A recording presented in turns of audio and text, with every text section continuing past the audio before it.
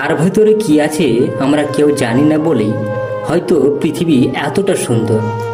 আঁকড়ে থেকো না কিছু, যে যাবার তাকে যেতে দাও, যে ফেরার সে তো ফিরবেই।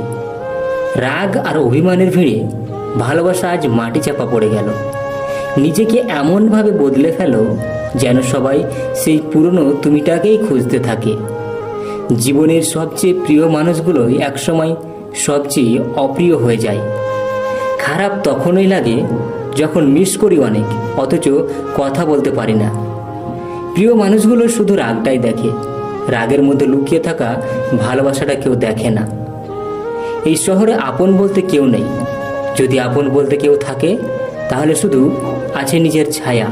যদি ফিরে আসার ইচ্ছে থাকে মনে, তাহলে অনেকটা দূরে গিয়েও ফিরে আসা যায়। শুধু ভালোবাসলে হয় না, ভালোবাসা রাখা যায় কিভাবে সেটাও জানতে হবে। আমার গল্পের প্রতিটি পাতায় শুধু তুমি আছো প্রিয়। শুধুমাত্র সম্পর্কটা টিকিয়ে রাখার জন্য রাগী মানুষটাও একসময় শান্ত হয়ে যায়।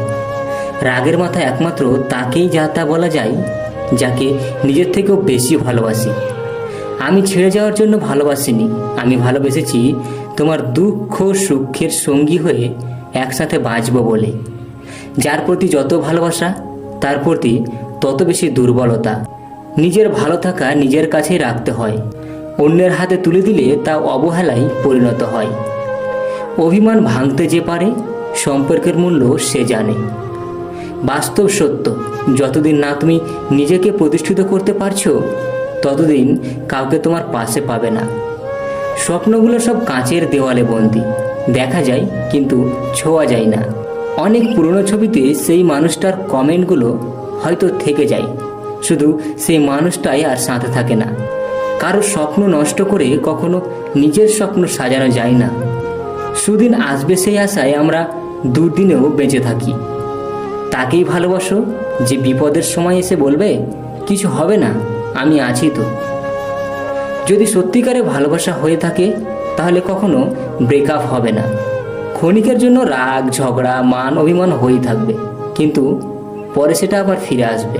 প্রয়োজন ফুরিয়ে গেলে মানুষের কথা বলার ধরনটাও পাল্টে যায়।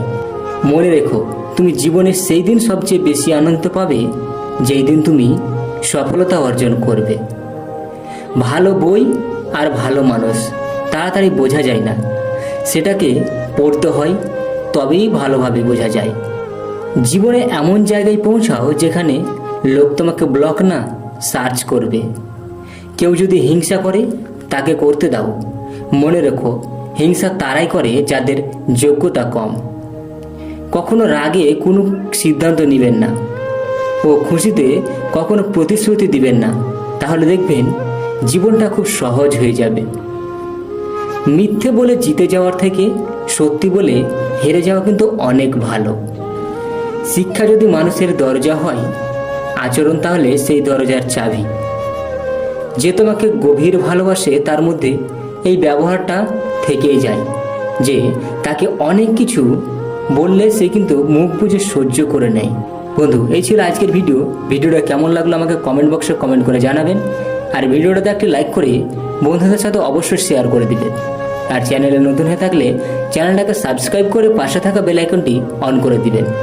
দেখা হচ্ছে পরের ভিডিওতে, ততক্ষণের জন্য সবাই ভালো থাকবে, সুস্থ থাকবে। ধন্যবাদ।